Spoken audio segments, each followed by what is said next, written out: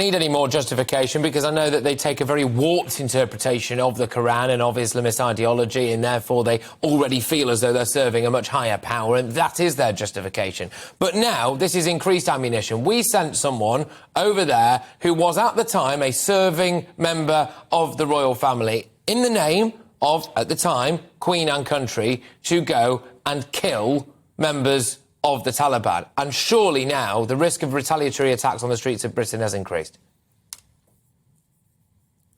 Yeah, that might be true. And you've got to look at a number of metrics for this. And of course, the first one would be, will the threat level go up? So look for that. So at the moment, the threat level is substantial.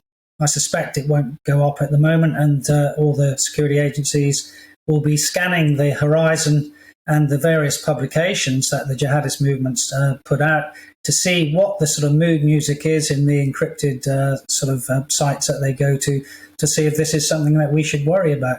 And of course, the Taliban have actually said that Harry should be up in front of a war crime. He's a war criminal. Now, what I would say on that is, it seems to me one of the things that he did do, which is he should have probably done a bit more of in terms of what we've seen of the book so far, is he mentioned that he wanted to get home with his conscience intact, and that the only time he didn't shoot, or the only shots he thought twice about, were the ones he had not taken. That is, he probably applied the laws of armed conflict, and the times he did engage, it was legitimate, proportionate, and necessary. So I think on that, that's a sort of win for him. But more globally, you would say that, you know, he's not only a servant of the crown, he's part of the royal family. And in terms of the values and standards of the armed forces, he broke quite a few of them, you know, respect for others, integrity, loyalty, selfless commitment. All those really show that he was more towards being a soldier than the prince that he often said that he had reversed that in former years.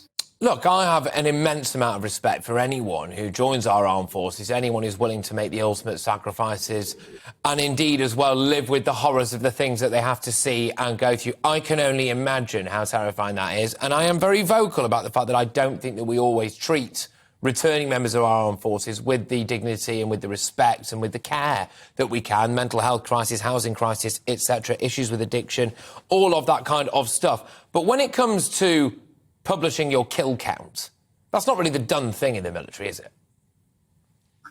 No, and actually, I'd be pretty sceptical about that. So the first reason is Harry was in an Apache helicopter. An Apache helicopter is a crude piece of equipment. There were two people in it. So is he really telling us that they killed 50 in the Apache and he had half of that count?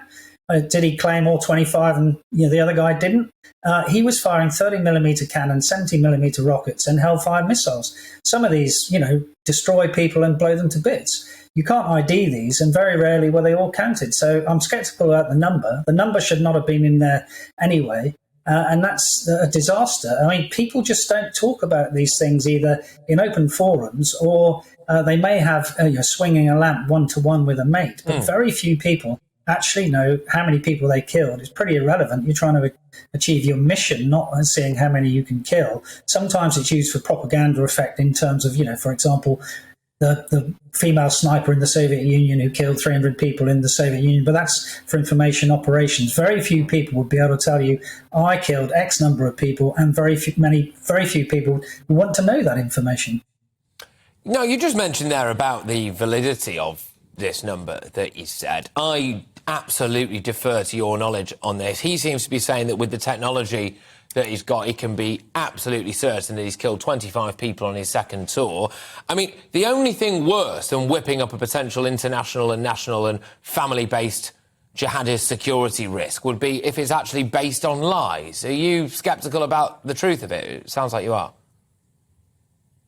I'm sceptical about the number, not the fact that people weren't killed. I just think that's very difficult to ascertain. For example, you could have an aircraft flying over, not a Taliban because he didn't have one, which could be shot at from various locations, and 10 different people or 10 different weapon systems could claim that they took that down. I think this is the same in terms of these incidents, because don't forget, Harry was there to support ground troops. Ground troops were pretty thin on the ground, which is why ISAF relied on aircraft and artillery, both close air support, cab-ranked combat air patrols and Apache helicopters to try and overcome that deficiency in the number of infantry on the ground.